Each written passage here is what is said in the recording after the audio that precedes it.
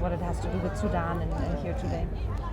Okay, perfect, good. So first, could you tell us your name and a little bit about your art?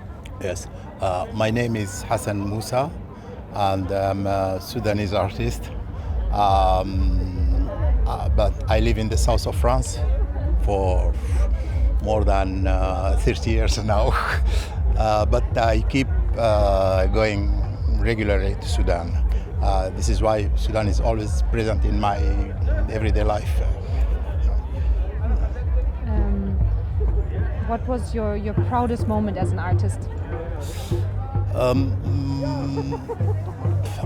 I'm not only yes, you are asking me about the moment I lived as an artist, but I'm not only an artist, I'm a person.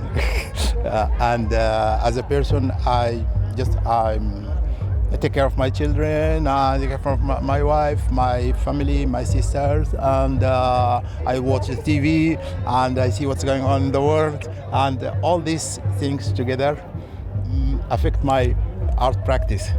And most of my artwork is some kind of a commentary about the situation, the actual situation in the world. I mean, we all know that the world is run by criminals. And we can do nothing about that. So as an artist, I'm just trying to say, well, one day I wanted to change the world. No, I just don't want the world to change me, you know, because the situation is very disastrous, and we can do nothing. We will just keep hoping that one day things would get better. I don't think I'm the only one to think this way. What was the moment when you knew that art was your calling, or what you do now is your calling, and this is what you need to do? I decided to be an artist in a country like Sudan, where there is no art market, no galleries, no museum, nothing. There is nothing. You just decide to be an artist because you discover that artists can change things.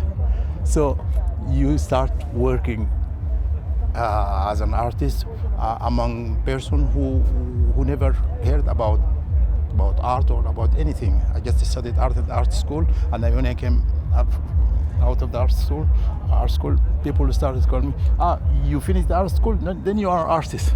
So you start saying, what can I do? What can I do to help people around me? So the whole thing is about making things change. So I don't know if it is a good answer. No, it's perfect. My next question would have been what the purpose of your art is. So I guess it's about life, you know. This is a performance, but I am a painter. In my painting, I used to work in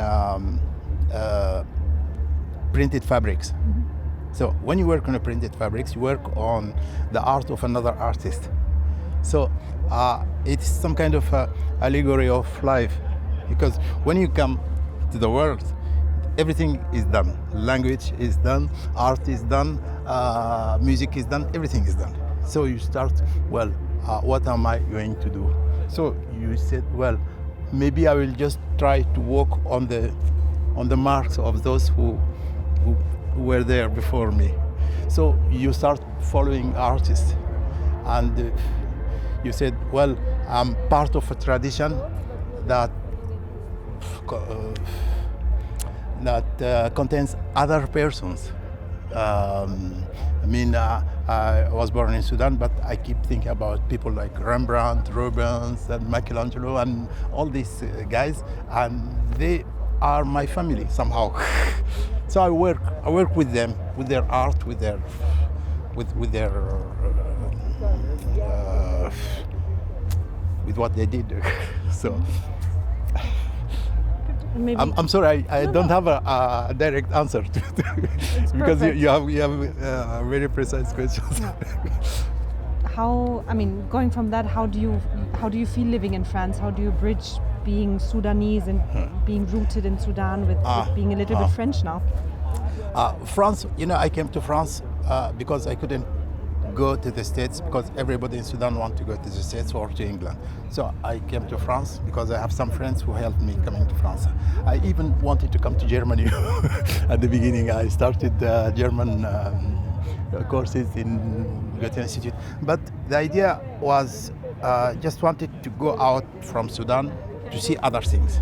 So I came to France and discovered not only art but the French way of life. I mean, it's very rich, it's very, very inspiring, and I learned a lot just being with French people, listening and talking and discussing things with them.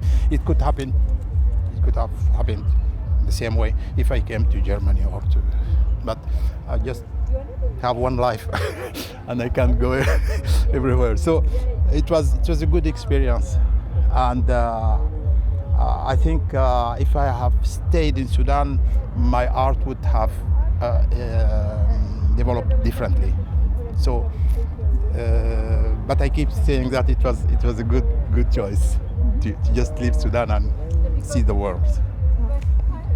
How do you feel about being here today and your art? I'm very happy to be here because I discovered all these people from the Sudanese community coming from different places and trying to support people in Sudan. Because, you know, there is some kind of a revolution in Sudan, and it's a very peaceful revolution. But at the same time, these people in Sudan, they are almost orphans because the Western media never cared about them. For maybe 3 or 4 months, people were demonstrating peacefully, and they're making the biggest sitting in history of Sudan, and nobody mentioned that. I think because, you know, the Western media is connected to all this geopolitics of petrol, of oil in the Middle East, and the military in Sudan. They have very powerful friends in Saudi Arabia and all that. I don't know if you can mention this in your, but I think people in Sudan needed support, and I'm very happy that all these people, young people, came here and did all this wonderful work to support people in Sudan. And the most important thing today is to be in the media and to be seen. If you don't have visibility, you don't exist. And I think this kind of demonstration just gives visibility to ordinary people in Sudan, just demonstrating because they couldn't stand the military system that's oppressing them. Is there anything else you want to say on camera now that you're visible? No, thank you very much. Thank you for asking me all these questions and giving me this opportunity to speak about my art and about myself and about Sudan. And thank you very much. Thank you. Thank you all. Can I take? Oh, sorry. Yeah. Thank you. Thank you.